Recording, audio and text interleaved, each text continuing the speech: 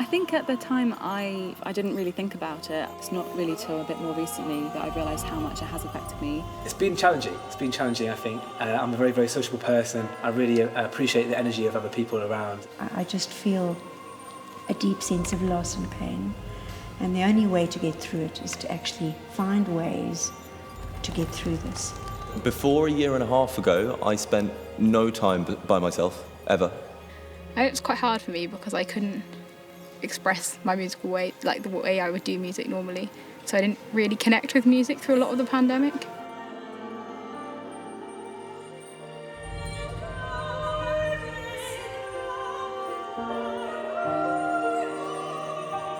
You know, Malvern's a small place with an even smaller kind of creative community.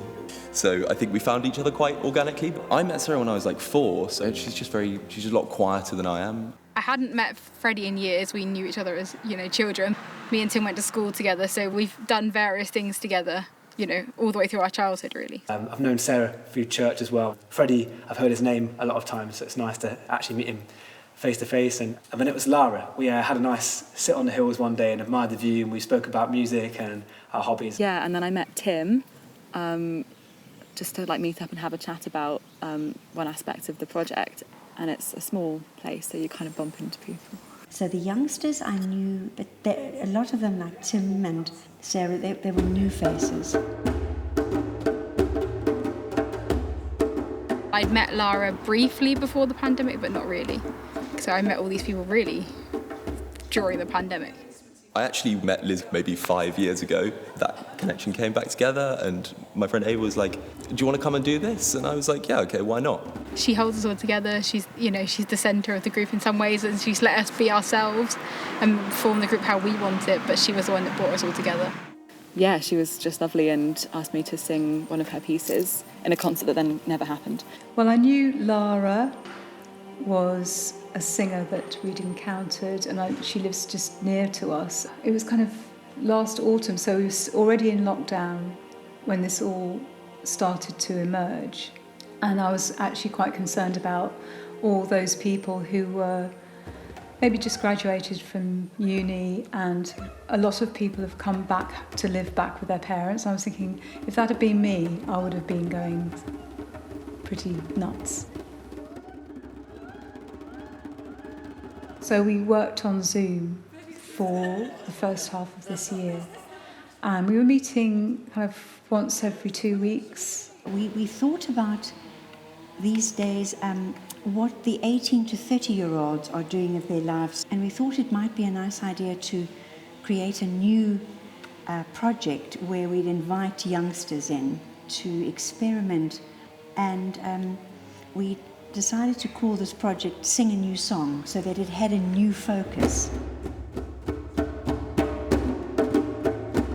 We all have a lot of mutual things, be they structural, where we're from, what we're interested in. But in terms of individual personalities and the ages and the backgrounds we're coming from, individually very different. I like the group side of music. That's where I feel more comfortable. I don't practice really. I don't really play music by myself.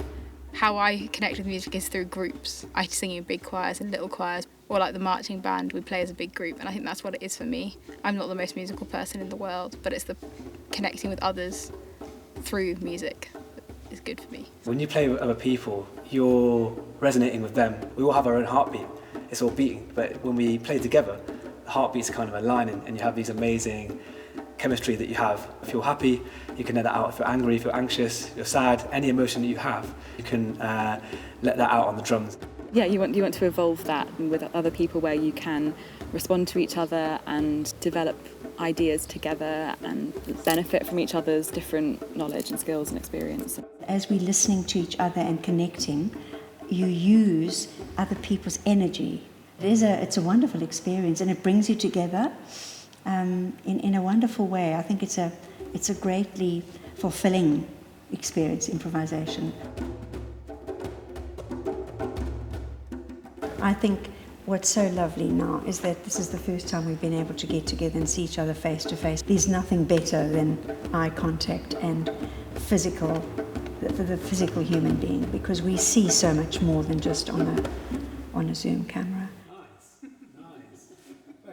Though Zoom is amazing, I think music through Zoom can feel quite, the spotlight's on you, where actually when you're in a room, everyone's together and you can just sort of go along with whatever's going on. It doesn't feel as intrusive. You can't really do music on Zoom because of the time delay, because of the quality of the sound, because your own sound overwhelms it. And I remember one session we tried doing free-flowing music together and it just didn't really flow because you couldn't tell what it sounded like. You can't respond to other people, really. What's lacking in Zoom? The kind of I'm doing it now, gestural kind of things that we don't know about that are going on, subconscious picking up of body language. There's a lot going on in the room when we're all together that can never ever happen on Zoom. It's not the same. It's just not the same. The music making was very frustrating. I did try, I have to say I did try. And I have been doing a lot of Zoom music. I know how it can work really well. But for this particular group, they just didn't want to go there, really. They just didn't want to do it. So we did a lot of talking, sharing stuff, so that was what they needed.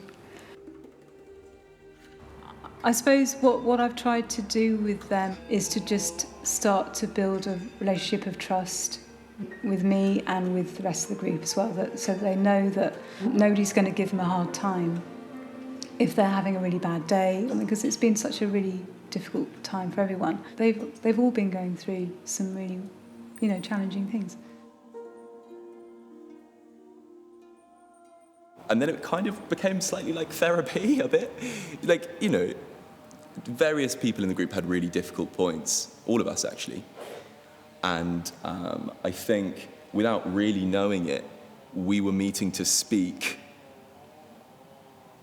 and connect, just reassure ourselves that we weren't just suddenly these silos that the world can't accommodate anymore in the same way.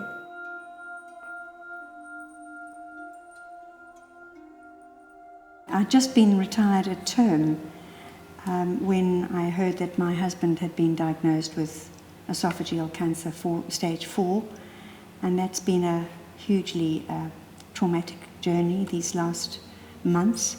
We are in a society today where people have passed away in a hospital and haven't actually had their loved ones there. But I was there with my son and his Stephen's daughter and our prospective daughter-in-law, and we were all caring for Stephen, so we were very fortunate to have him alongside us right to the end. Initially, I felt brave, and although it was a shock to hear that I was going to be losing my lifelong partner and husband, all we wanted to do was make him as comfortable as possible, and so we were working just like a roller coaster, just through the night, and having ways of just trying to keep him calm and comfortable. But then after that, and after the funeral, there's a sense that you take an absolute dive.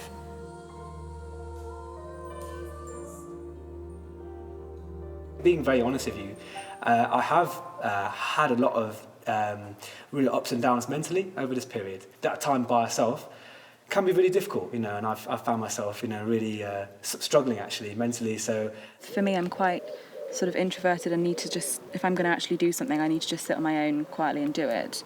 Yeah, and I think I am quite an emotional person and need to express that creatively. For me, not being able to do any singing and singing with people and to people, I ended up getting really demotivated.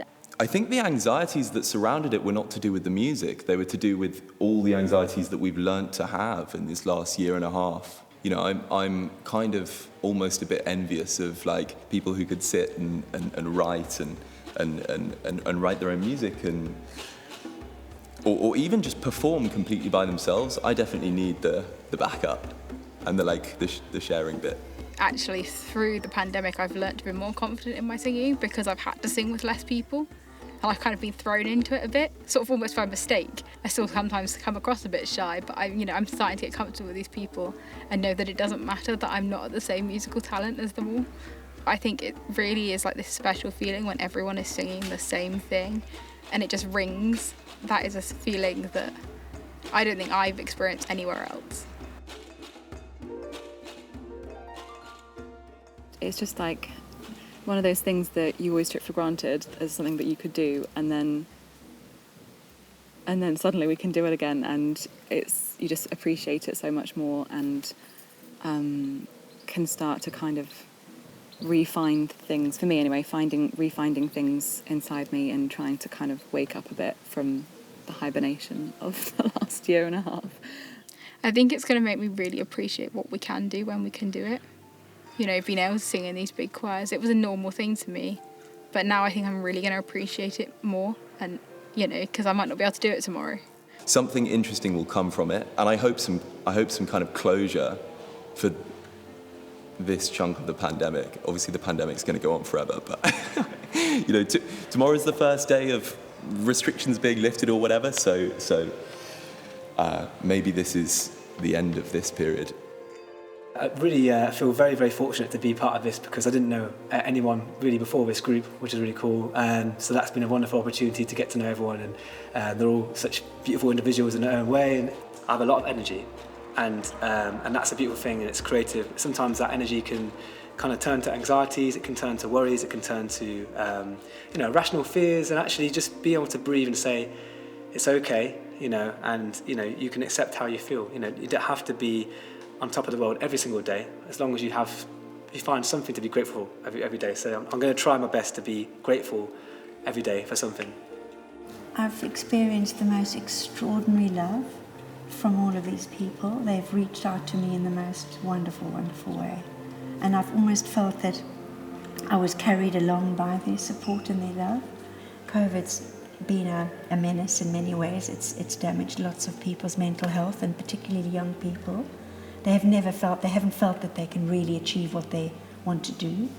So I think we have a big mission ahead of us in Sing a New Song, and I think we need to take the bull by the hand and really make the best of it and really do something fantastic.